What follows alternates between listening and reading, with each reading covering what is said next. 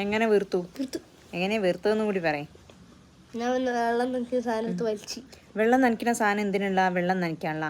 അതിൻ്റെ ഒരു ഓട്ടയിൽ കൂടി ഇങ്ങനെ ഊതിയിട്ട് അപ്പുറത്തെ ഭാഗം പൊന്തണ കാണാൻ വേണ്ടി പല്ലിനോട് അടുപ്പിച്ച് വെച്ച് അത് തട്ടി വീർത്തു എന്നും പറഞ്ഞിട്ട് ഇപ്പം വന്നിരിക്കുക. എന്നിട്ട് അത് കാണണം. സ്വസ്ഥമായിട്ട് ഇരിക്കാനും സമ്മതിക്കില്ല. വൈകുന്നേരം ഒന്ന് പുറത്തേക്കൊക്കെ നോക്കി ആകാശത്തേക്ക് നോക്കി അന്തം വിട്ടിരിക്കുക എന്ന് പറഞ്ഞാൽ വിചാരിച്ചാൽ ഇതാണ് ഒന്നെങ്കിൽ വന്നിരിക്കും, ഇരുന്നിട്ട് മുടി പിടിച്ച് വലിക്കും, അല്ലെങ്കിൽ ഭക്ഷണം വേണം, എന്തെങ്കിലുമൊക്കെ വേണം. അങ്ങനെയൊക്കെ തന്നെയാണോ എല്ലാവരുടെ വീട്ടിലും? എന്താ ഒരൊച്ച? അതെവിടെയുടെ ഉത്സവം? നമ്മളറിയാത്ത ഉത്സവം. പിന്നെയും കൂടിക്കാവില് പിന്നെയും ഉത്സവോ?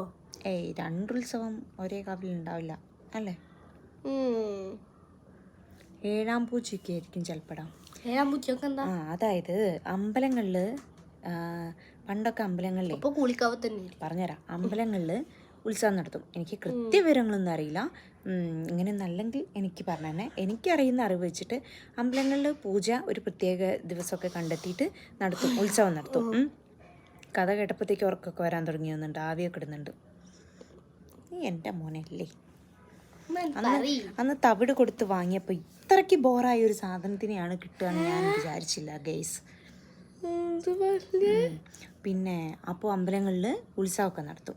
ഉത്സവം കഴിഞ്ഞിട്ട് പിന്നെ അന്ന് പൂട്ടുമല്ലോ. പിറ്റേ ദിവസം ഉത്സവമൊക്കെ കഴിഞ്ഞിട്ട് അടച്ചു കഴിഞ്ഞാൽ പിന്നെ 7 ദിവസം കഴിഞ്ഞിട്ട് ആണ് നട തുറക്കുക, വീണ്ടും അമ്പലം തുറക്കുക. അപ്പം അന്ന് ഒന്നും കൂടിയൊക്കെ കൊട്ടി ഉണർത്തിക്കും എന്നാണ് എൻ്റെ ഒരു വിചാരം. പണ്ടൊക്കെ പറയുന്നു ഈ 7 ദിവസത്തിൻ്റെ ഇടയിൽ കൂടി, നീ വല്ലതും കേൾക്കുന്നുണ്ടോ?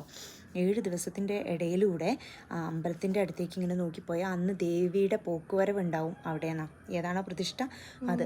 അപ്പോൾ നമ്മളിങ്ങനെ അതിൻ്റെ ആ ഭാഗത്തേക്ക് നോക്കരുത് എന്നൊക്കെ പറഞ്ഞ ഓർമ്മ എനിക്കുണ്ട്. അങ്ങനെ നോക്കിയാലേ പ്രതിഷ്ഠ എന്ന് പറഞ്ഞാൽ അവിടെ നമ്മൾ ഏത് ദൈവത്തിൻ്റെ അമ്പലം ചോദിക്കാറില്ലേ നീ? അല്ലേ? മുത്തപ്പൻ്റെ പ്രതിഷ്ഠം അല്ല, പ്രതിഷ്ഠ. ഇവിടെ മുത്തപ്പൻ ആണ്, ഭഗവതിയാണ് എന്നൊക്കെ പറയില്ലേ, അതാണ് പ്രതിഷ്ഠ. അപ്പം അതിന് വേണ്ടിയിട്ട് ആ 7 ദിവസത്തിൻ്റെ ഉള്ളിൽ നമ്മൾ നോക്കുകയൊക്കെ ചെയ്താൽ അവിടേക്ക് ഇങ്ങനെ ശ്രദ്ധിച്ചാൽ ഇവർ പോക്കുവരവൊക്കെ ഉണ്ടാവും. അപ്പോൾ അത് ദോഷമാണ്, നമുക്ക് പ്രശ്നം ഉണ്ടാക്കും. അങ്ങനെ നോക്കിയവർക്ക് പോയവർക്ക് മാനസിക വിഭ്രാന്തി, അങ്ങനെ പല പ്രശ്നങ്ങളും ഉണ്ടായിട്ടുണ്ട് എന്നൊക്കെയുള്ള കഥകളൊക്കെ ഞാനും കേട്ടിട്ടുണ്ട്. അങ്ങനെ വിഭ്രാന്തി എന്ന് പറഞ്ഞാൽ കുറച്ച് മെൻ്റൽ അല്ലേ, കുറച്ച് അങ്ങനെയൊക്കെ. അപ്പം അങ്ങനത്തെ കഥകളൊക്കെ നിങ്ങളും കേട്ടിട്ടുണ്ടെങ്കിൽ ഇതുപോലെ പറഞ്ഞു തരൂ. എൻ്റെ തെറ്റായ ധാരണയാണെങ്കിൽ തിരുത്തി തരും.